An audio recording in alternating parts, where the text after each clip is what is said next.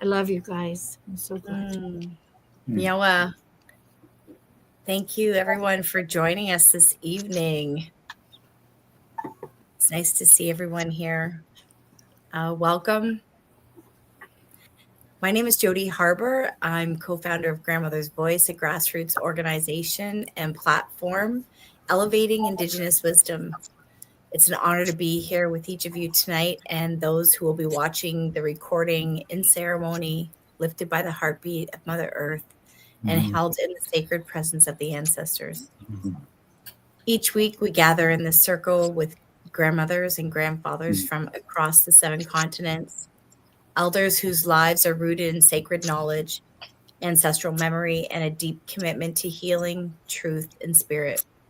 Their voices carry the wisdom we need in these times, wisdom born not of theory, but of lived experience, of ceremony, of connection to land and spirit. This is not just a series, it's a remembering, a weaving of story and spirit that calls us back to who we are becoming.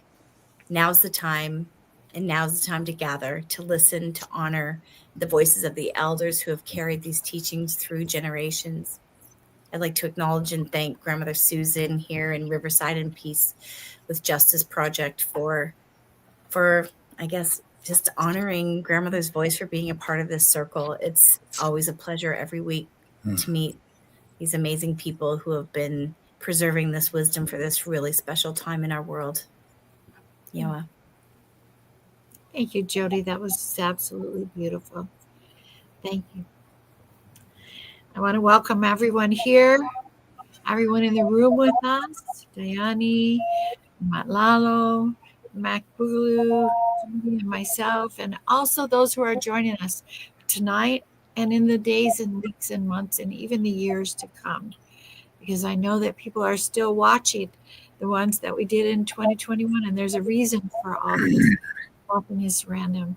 I want to be now turn everything over to Lalo, who's going to open the circle for us tonight and take us into this beautiful sacred space where we can all share together and be as one.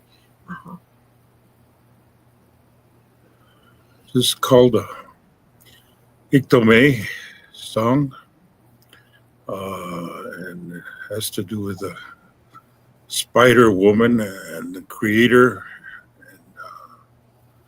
Makasitonia on Kinyan wa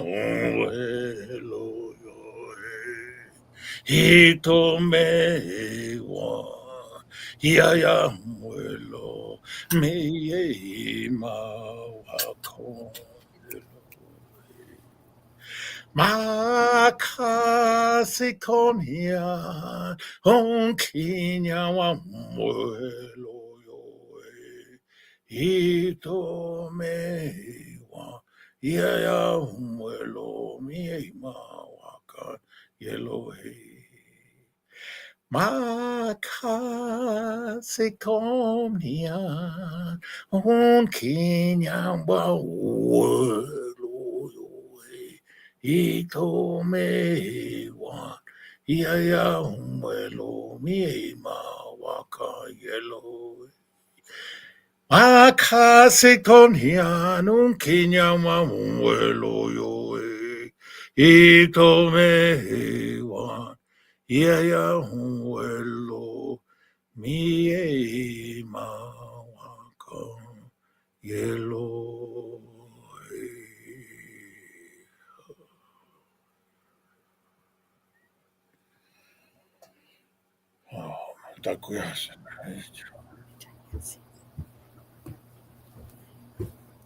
Hey, thank you so much. Thank you for bringing us here and into the circle. And so now we're going to do something. We're going to introduce our beloved Mac Boogaloo, who has had quite a hand in everything that we've been doing. He's been helping us to bring in different speakers like Michael Bastine and tonight Dhyani. And so with that, we're going to go ahead and again, thank you so much, Lalo. That was just beautiful. We're going to turn this over now, Mac, to you. Thank you. And this is quite an honor. I am a DJ, Mac Boogaloo, and first and foremost, I'm a music archivist, and I've been DJing and involved with music since the 80s. And what's very important to a music archivist is to get to the roots, to understand where music comes from. So I'm always trying to find what motivates this person and what motivated the person that motivated him, and then go all the way to the source. I'm also connected to the story about the white roots of peace with the Haudenosaunee. And I'm very connected to roots. So as I got turned into and influenced by the Red Road and start following the Red Road, I came across a podcast called Prophecy Keepers, one of the early podcasts that was on Blog Talk Radio starting in 2003 by Will Blue Otter.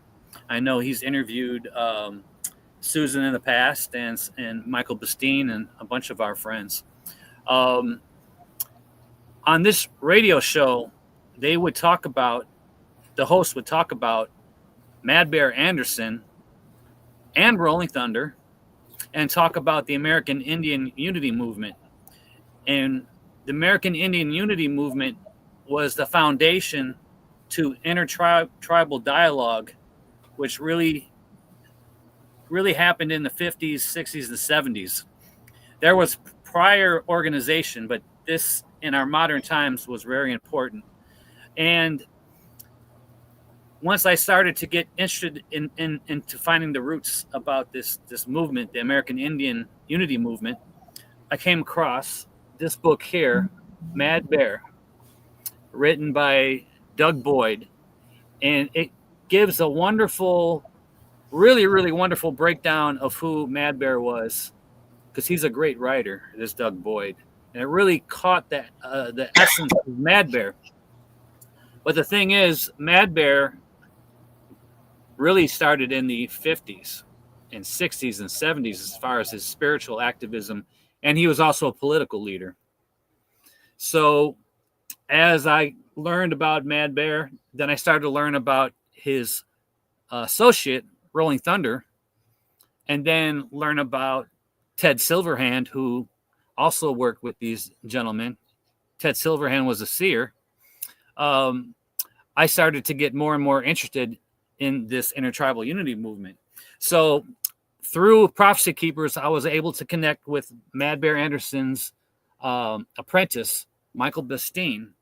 And through Michael Bastine, I got to meet Ted Silverhand. And Ted Silverhand, Michael Bastine were one of the few people that I know today that can talk about this movement that was happening.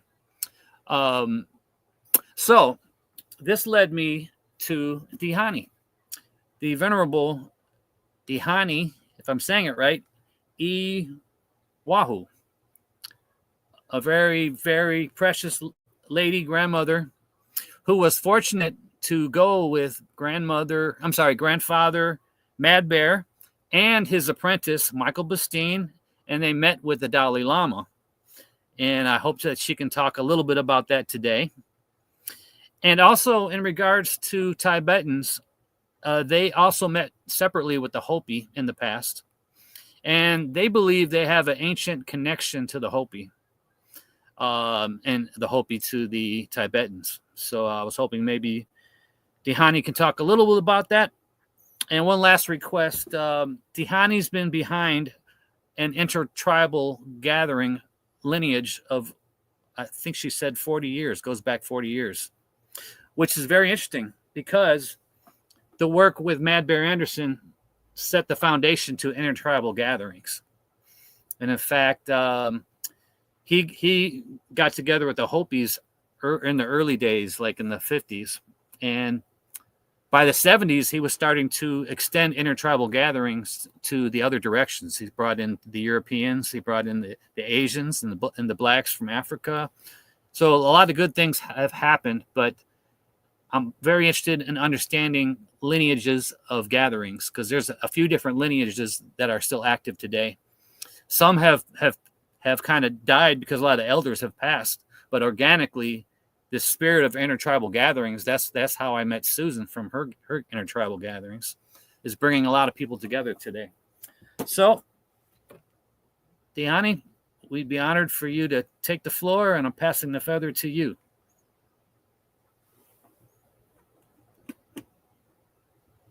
And I think you're muted. Mute. Okay, now you can hear me now. So, what inspired people of my age group, which is like 80, what kept us going and aware that we had a spiritual tradition in a sense that we had alternative worlds that we were participating in.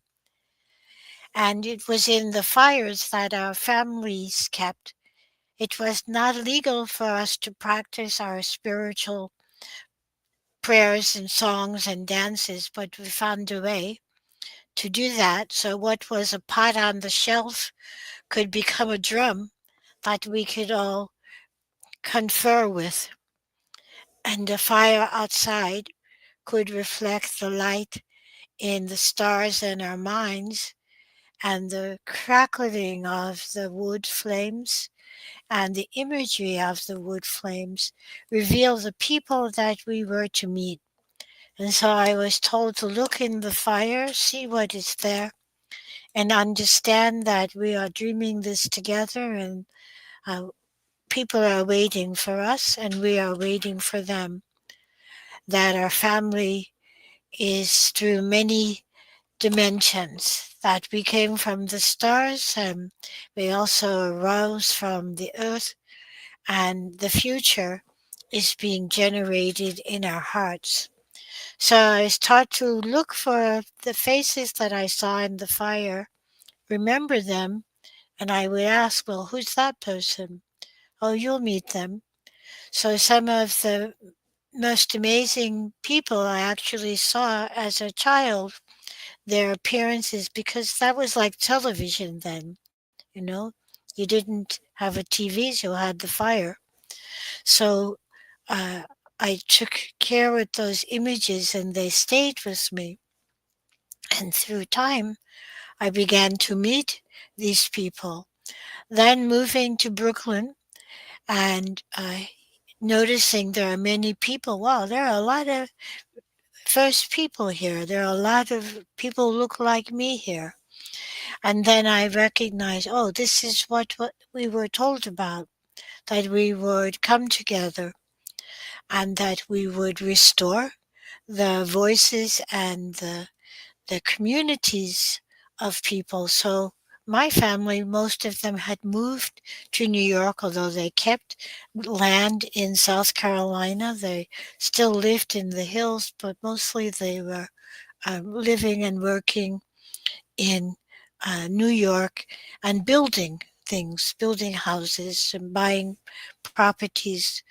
And that way, relatives from the South could be trained in building so that they would be able to manufacture, make whatever they needed. That was my grandmother's idea. So she always said it is better to learn something together, build something together than trying to do it yourself, because you're creating networks where you can recall your wisdom and the wisdom of the people. And so I was a mother, a young mother with 3 daughters, and I was in Brooklyn then, and I could feel people who were drunk crying on the street, and it made me really sad. And so I would go out and look for them. And my husband really had a hard time with bringing drunks home, but when he saw them, he understood. And then I found the American Indian Community House, and there was a program to take them to. And so, okay, why am I listening to their tears? I realized, well, there's a lot of us who are crying. And so some of the people that we found on the street, actually, many years later, I would find them in the Northwest. And they remembered being called home, because I would say, "You're needed at home. You're needed at home. Don't be laying about here." And so, what gives a young mother the nerve to go up to people and say, "You're needed at home"? The light in our heart and the something in their faces and their voices. So, this recognition of our interconnectedness was shown to me as a child, and then I could see others remembered it and longed for it.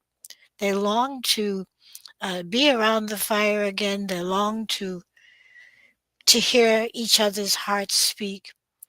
And so when I heard about Mad Bear, I said, "Oh, he's doing that. He's doing that. So let's go and see him." And so we would drive up. And so in Brooklyn, there were every kind of First Nation person you could think of. Some of their descendants were still living in Brooklyn. And so we would get together and go up to his place and sit and listen. And sometimes he would show you things in his teacup, and you could understand, oh, yes, this is how it's connected, and it is important. And I don't know how we managed to get to India to see the Dalai Lama, because I would go up to people and say, "We have this vision, we have this dream, it seems we're needed." And then they would make it possible. They would bring the tickets or help us get whatever paperwork was needed and the means to go to these places. And it was very important, the connection we all knew with the Tibetan and the Hopi, because we believed that the wind shifted on those nations. So when it's going clockwise in Tibet Plateau, on the Colorado Plateau, the wind is going counterclockwise. And then when it shifted, um, it would be shifted on both plateaus.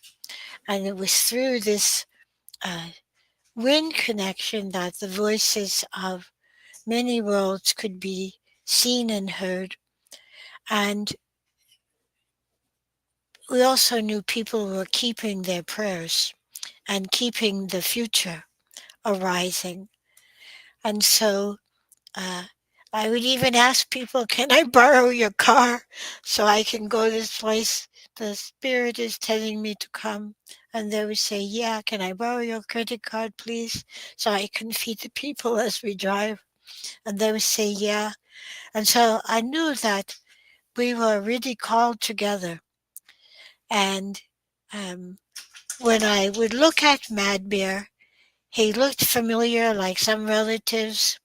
When I looked at people as we went across the country, because when I was young, we would go up and down the coastline, because there are many old communities that still exist along this coastline, the eastern coastline.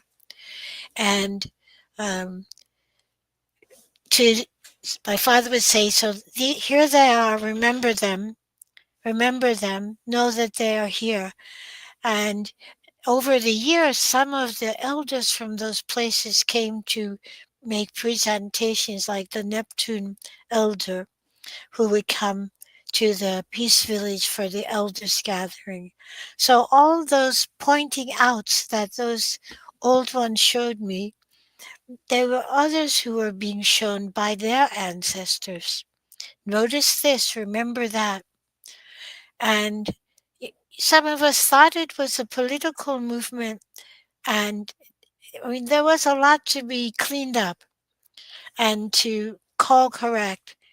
And so in New York, there was this library that had all the treaties in it. It had copies, books and books and books of treaties.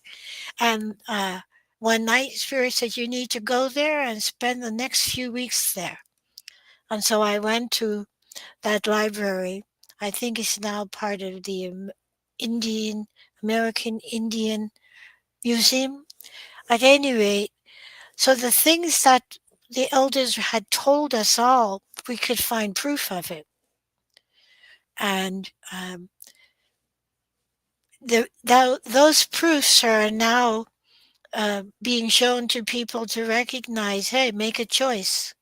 Are you going to recognize your humanity and your interconnection, or are you going to be put on a reservation and forget who you are and the importance of cooperation and our hearts being together? So you don't even know how you meet people. Like when we were first beginning, my clan sister called me because she can tell when I'm up to something. And she was also making the same moves. She was coming from Oklahoma and I was coming from New York. And we would be at the same places. We would look at each other, but we didn't really speak. We just recognized each other. And we didn't get to speak to each other, I guess, until the late 70s or early 80s. Then we were ready to talk. And so there are many families that have kept mysteries, and it's so important to listen to the voices of our elders because they remember things they tell you in a story, like Ywahoo Falls, which is a place on the Kentucky border. Um, there's a whole mystery about a sacred woman that was at that waterfall and how water is a messenger and sustains us, and that we have a spiritual responsibility to take good care of water. And then over time, they tried to erase that off the maps. When Wahoos were coming out again, they tried to say, no, that's not Ywahoo Falls. It doesn't exist. And so many peoples, especially in the Southeast, their families were literally erased. There were so many nations. When I was a kid, there were people in nearby that would come to meetings, at least 10 different nations. And so the Muskogee, the Creek, they were also relatives, and other nations that we may have forgotten, but they still exist, like the Catawba. And so when you think that something has died out, it's an illusion, because a song doesn't die, it reverberates. Water, even when the ground looks dry, goes deep into the ground and returns when you make the prayers to receive it. So it's wonderful that people are coming together. So we had the good fortune to bring people together and to hear the wisdom that they spoke. And then as time went on, I recognized that, oh, relatives are even suffering more, even now. And so meeting the Crow Dog family was like, oh, we remember each other. Um, and I have to say something really funny, um, because Leonard had a stuffed, oops, I shouldn't say their names after dark. Well, he had a eagle on a staff, and he would say, if my words are not true, this eagle will not speak. And so this stuffed eagle would squawk, and I recognized, oh, he is definitely connected. He remembers. And he had the good fortune to be not put into school. So his way of thinking and speaking were like resonate with the wind and the movement of the trees. And I notice now there are people who are singing, who are waking up a memory. Singers whose names maybe I shouldn't mention or I didn't ask their permission. But when you hear there's a lady from Six Nations who sings beautifully, and she's come to the elders' gathering. Her voice reminds us all that we have a choice to remember the wisdom of our elders and that our voices make a difference. And so the younger generations that talk about our unity and to bring bits of old songs in a modern vernacular, I feel they're continuing the dream, and I fully support them because their dream is our ancestors' dream, that we remember the power of choice and the power of voice. So we're being called to correct again. We're being called to remember that it is us. There is no one or thing that is doing it. It is how we respond and how we choose to care for each other. And the most powerful medicine we have is the gift of appreciation. So I'm so thankful for each of you who keep on doing and making a difference. And may our conversations remind those who hear this in another time that they are the seeds of tomorrow. And I'm grateful we have this chance to meet. Thank you. Kali iliga.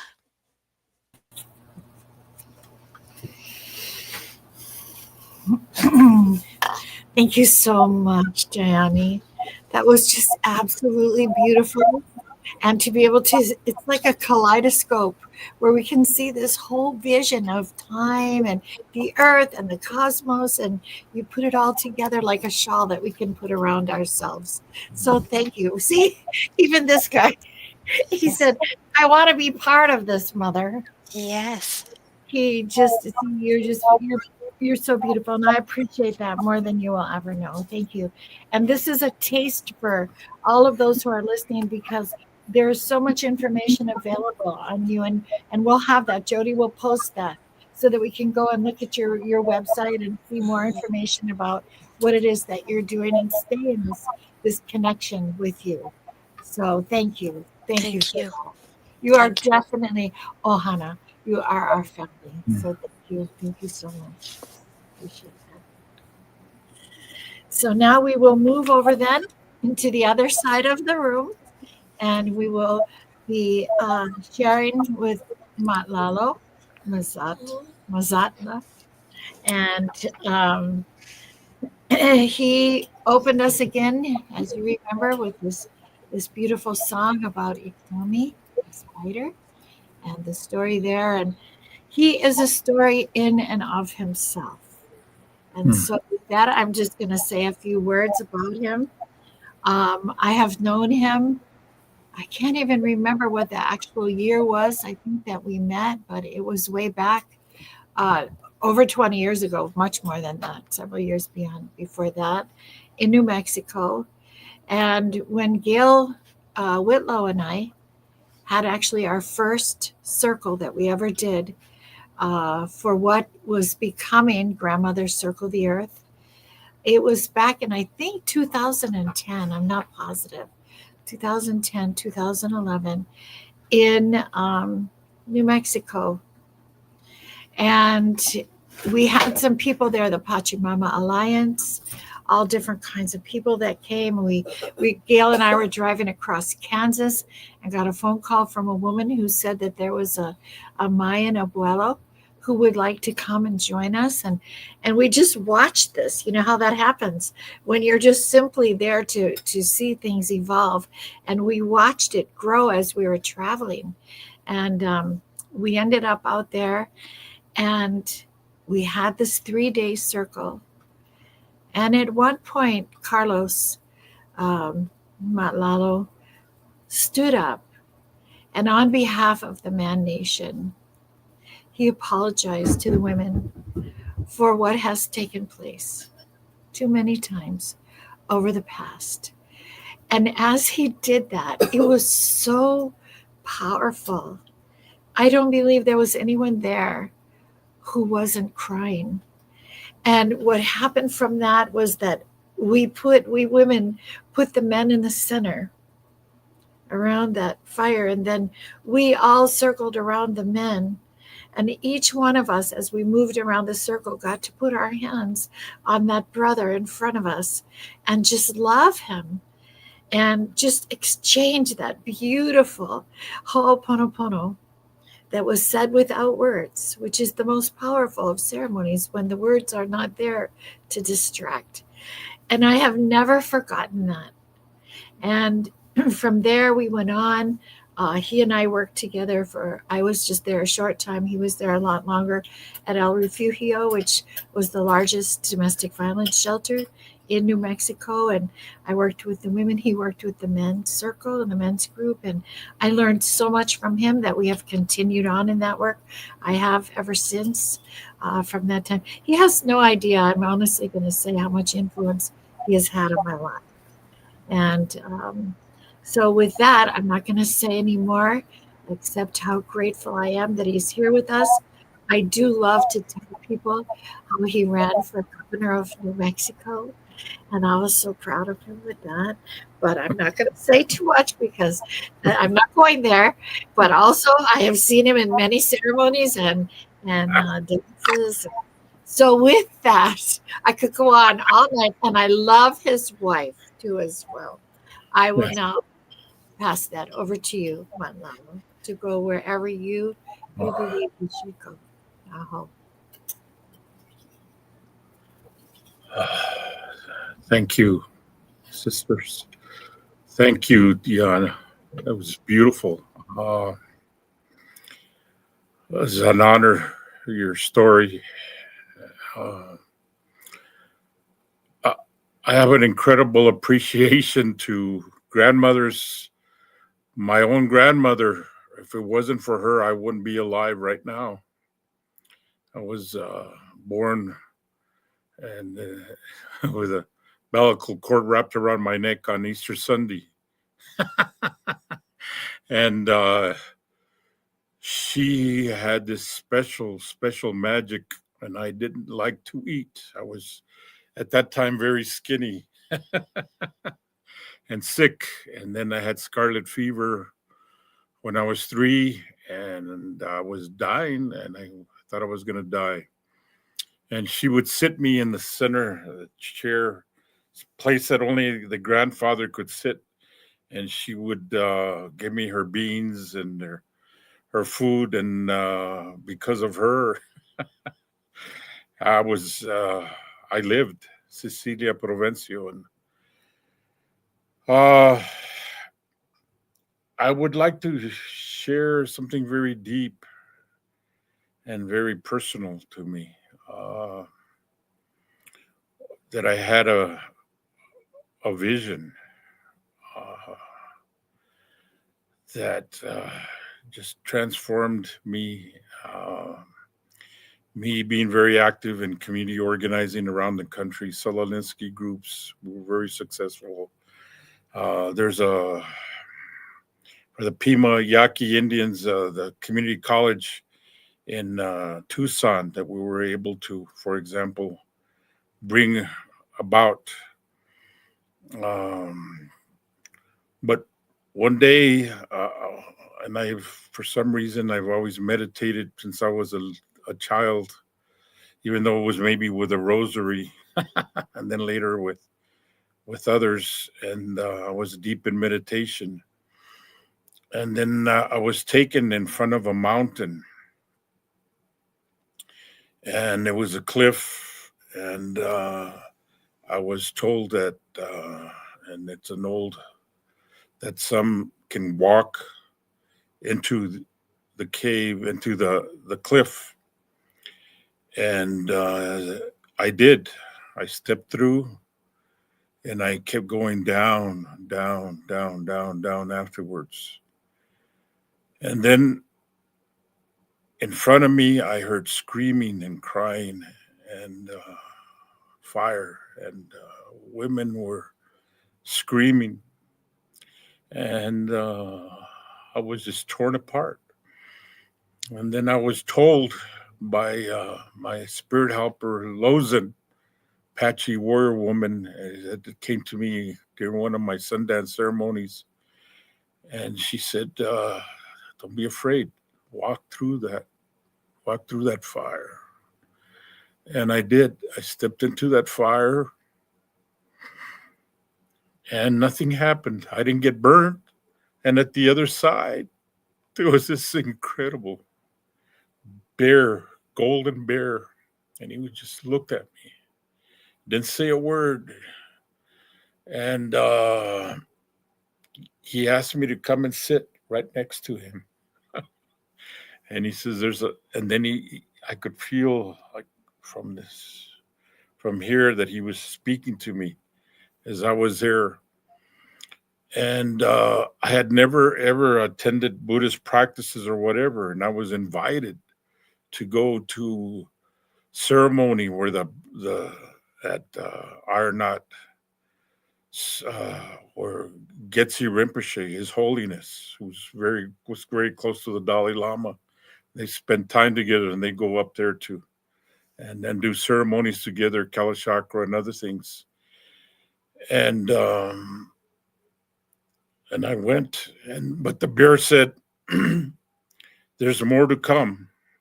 And so I was invited by a friend that would come to our sweat lodge to come to the blessing of the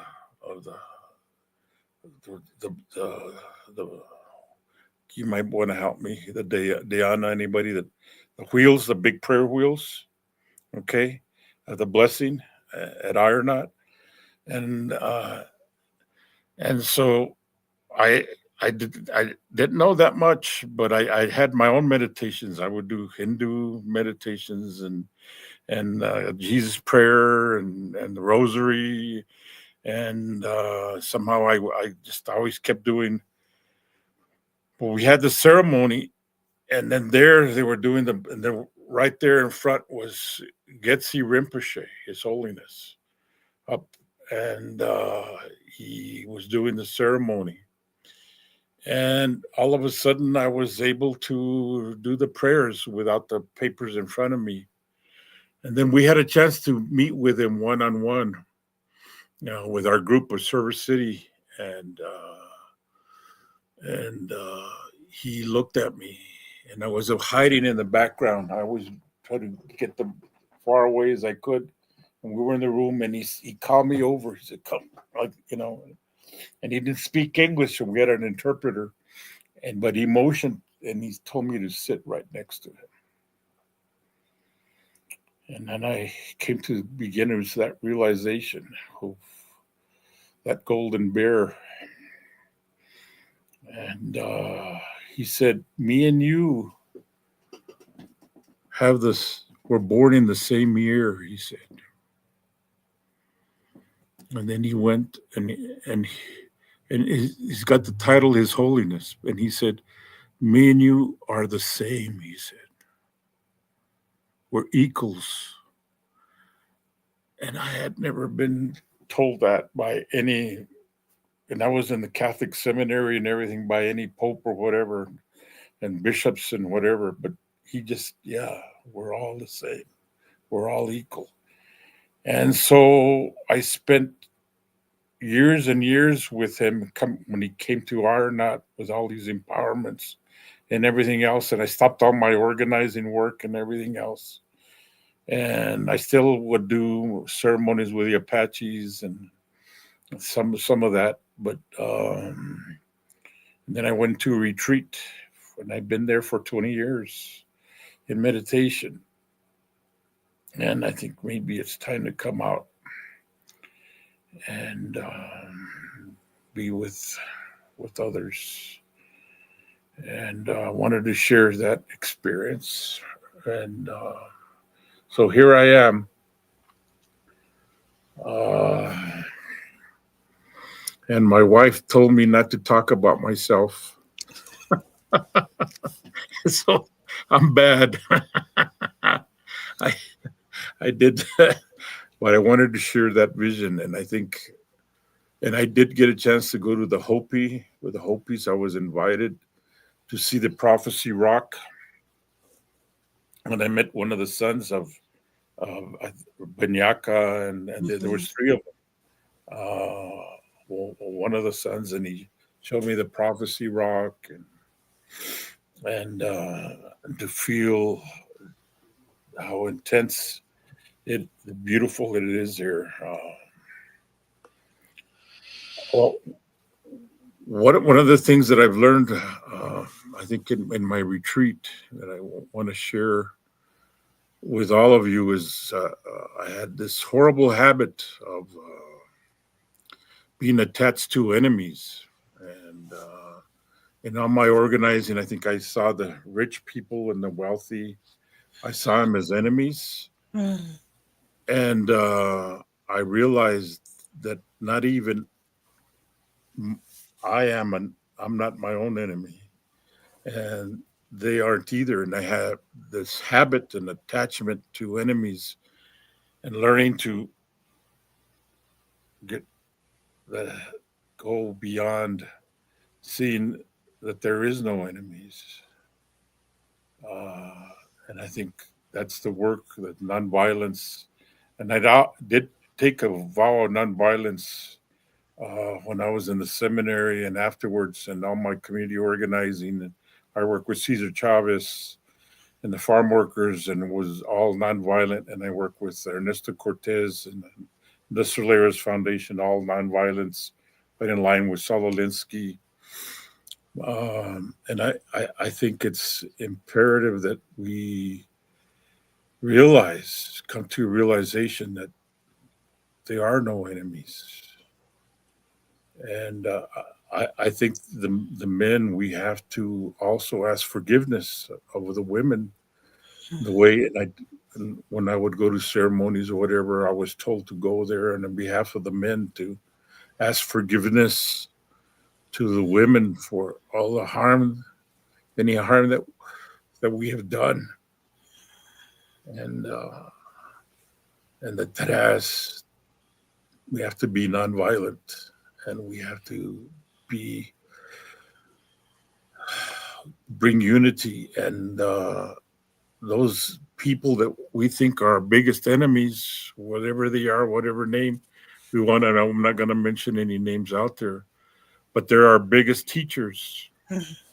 And what we don't like in them is what we don't like in ourselves. And I think they're good mirrors. They're that melong, that mirror for us to see those things that we need to purify within our own selves, and embrace each other, and very much believe in the movement, the Native American movement, and everything that's been there with them in solidarity. But again, I think it has to be nonviolent, and we do need to have a voice, and to speak for those that do not have a voice. We can't just turn our back. And I think I just keep going and on and on and on. But I've also, I realized when I was there that I've had, I counted 13 near-death experiences in my life. And one was in Sundance, being hit by lightning. And nothing happened. But others being attacked physically, and me being able to overpower nonviolently. My big brother, he tried to kill me twice, and I was able to.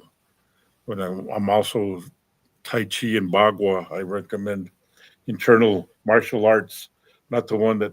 But one of the things that's taught is with all of that, I think Fulskro, one of our biggest medicine men, had one big advice for us. He says, if to serve the people, to be a hollow bone. And a hollow bone is the bird.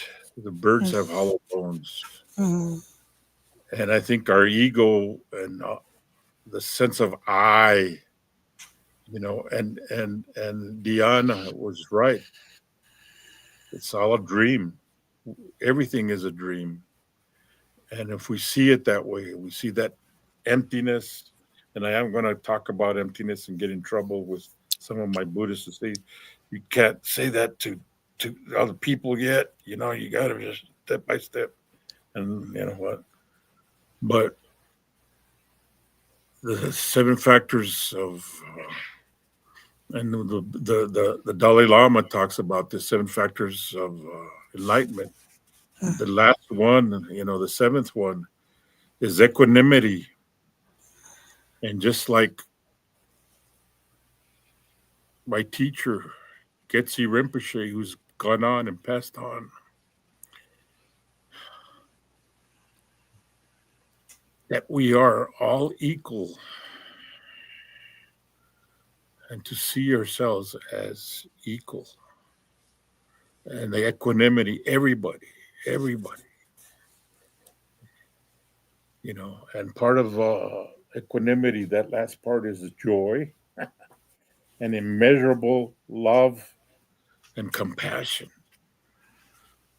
And with kumpati, the word compassion comes from kum and suffer.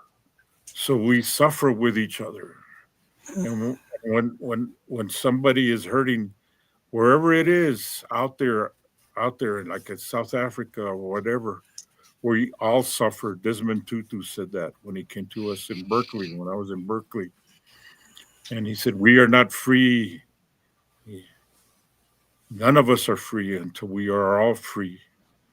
Desmond Tutu. And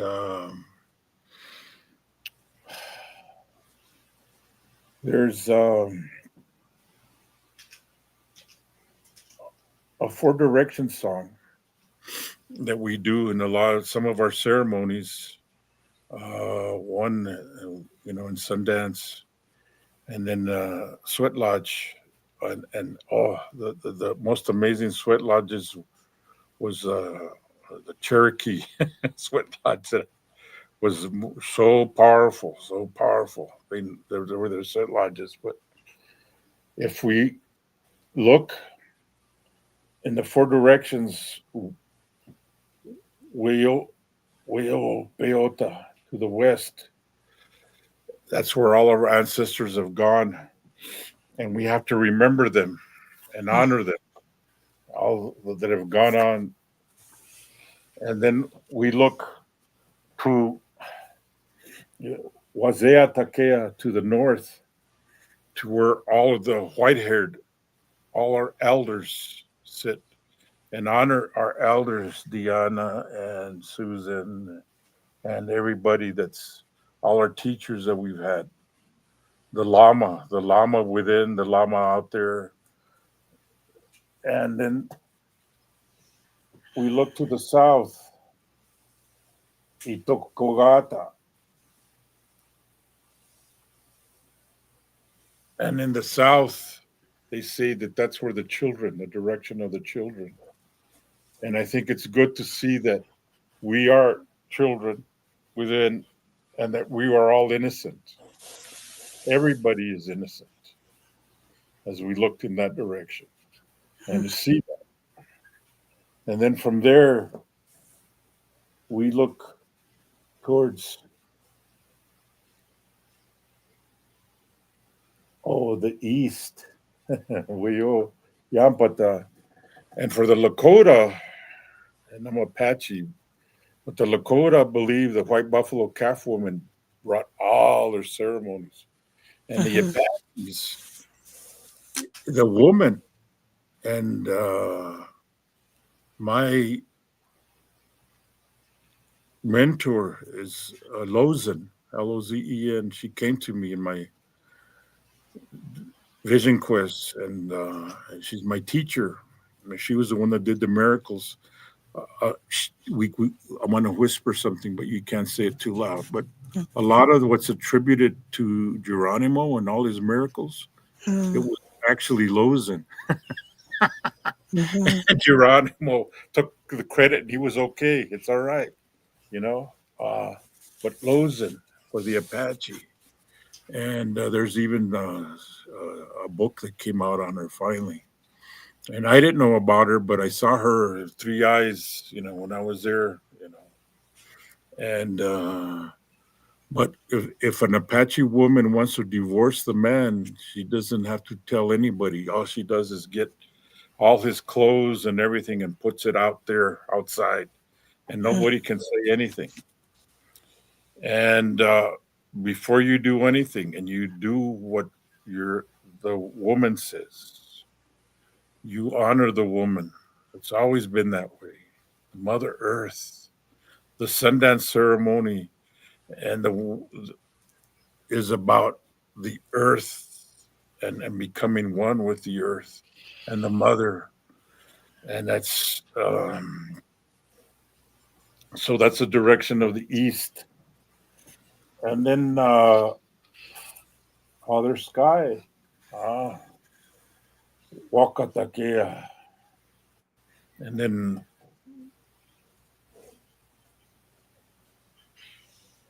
Makatakea, the earth. So can I just close up with another song real quick? The Four Direction song. And so with the question that's asked, so there's four directions, and then Father Sky, Mother Earth. What is the seventh direction? If there's six. So that's the question. We got to look who is the seventh power? Can you tell me? Diana, who the seventh power is? In the heart. She's got it. Yes, I knew she could tell us.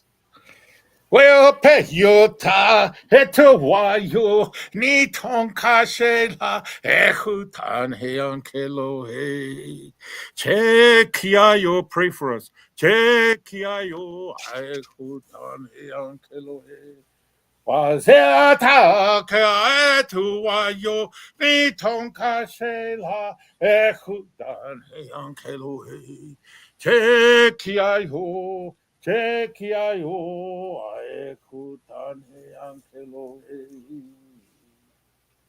Weo he yampata etuwayo ni tonkashela aekutane ankelohe. Chekiayo aekutane ankelohe. Itoko gata etuwayo ni tonkashela ehutan heankelohe. Chekiayo ehutan heankelohe. Wakata kea etowayo ni tonkashela ehutan heankelohe. Chekiayo ehutan heankelohe. Makataka etuayo ni kuncheko eche heankelohe. Chekiayo anagotan heankelo. Hey! Oh, metakuyase. Amatakiase.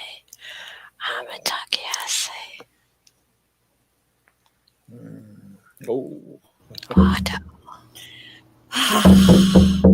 Beautiful, beautiful, beautiful. Thank you so much, both of you, Dhyani, Lalo. Thank you so much. I want to share with people that another name of his is 13 Bears. And here on my Honu, my Hawaiian sea turtle, are the 13 bears, including the spirit bear of the Northwest. And none of this was On the turtle. so on- we are so connected. I'm Snapping Turtle Clan as well. So thank you. We are and so connected. And I wanted to thank you too, Lalo, because after that night, I have begun a teaching way back then when you did the circle with the men called Men's Tears Are Sacred. oh, It's a teaching that goes around that, and that when a woman is fortunate, if she's ever blessed enough to have a man's tear fall on her, it changes life totally because of that relationship that we now have. And it all has to do with the water. So thank you, Dhyani. It all has to do with everything. We're all together. And my beloved Mac, Apache thank tears. oh, Ah, beautiful. And see, yes, and that's from there where you are too. Yes. So Yeah. thank you. Thank you wow. so much. What a night. I cannot believe this. This has just been amazing. I want to just, I don't know. We don't ever close, just so you know, we don't end. We do Uh-huh. not close this. It's not over. It's like the river that constantly flows. And so as we move through this evening, through tonight, flowing past with all of us here, we're getting ready for into the next week. And next week, how interesting is this? Gail Crosmas, who made my drum for me and painted my 13 bears, is speaking. And Gail, she comes down from Canada, but she works all over Greenland, Iceland, Bulgaria. She goes all over the place. She's just been in a huge gathering all week down in Mexico with grandmothers, several hundred grandmothers. And Dhyani would have loved it. They wore a different color each day: blue dress, yellow dress, red dress, white dress. It's phenomenal. And so she'll be here speaking next week. And then also, Mac is bringing in, his name is Jim White, a medicine man. He's Santi, right? Isn't that it? Sue, Santi Sue, and he does the Uipi ceremony. Mhm. Yes, he's going to be on next week with Gail. Gail is a dragon woman. She threw her wing one time, her dragon wing, down from the second floor of my house, all the way down into the basement. My house was never the same. I mean, it was beautiful. It was powerful. It was so strong. And she'll be here next week with us. So this goes on like the river flows. And Dhyani, I am so grateful to now say that I know you. I know you. And I have you forever in my heart. And my Lalo, you know how I feel about you. And the same thing with Jody and with Mac. None of this is random. So I'm inviting everyone to please, tonight when you go to sleep, just be open. Be open to the dreams that will come to you, to the songs that we heard, the four directions. It told me nothing is random. Thank you for everything. I love you all. I love you all. Jody. Otsala iilika. So precious. Like this evening was so precious. Nyawa Chimagwich, Grandmother Susan, and to our honored grandmothers, grandfather, elders, teachers who share their voices. What was spoken here lives beyond this moment. These teachings ripple forward. They awaken something ancient in us, something that remembers who we are and why we're here. The circle remains open, as Grandma Susan said. The fire is still burning. We carry it now with humility, with courage, and with love. Look for the faces within that fire. So I invite you, tend the fire in your own heart. Listen for the voices of your elders. Walk with the ancestors. Speak truth. Be gentle. And return here when the time calls again. You can revisit these teachings and follow the 52-week journey on Grandmother's Voice YouTube channel. And I think we're at week 37, or we have 37 more weeks to go. Until next time, may your path be lit by the wisdom of the grandmothers and grandfathers. And may you never forget that you are a part of this story too. Yawa, it was a pleasure to be with you all in this circle this evening. My heart is full. Aloha ke kua kuleana. Aloha. You're welcome. Otsala iilika.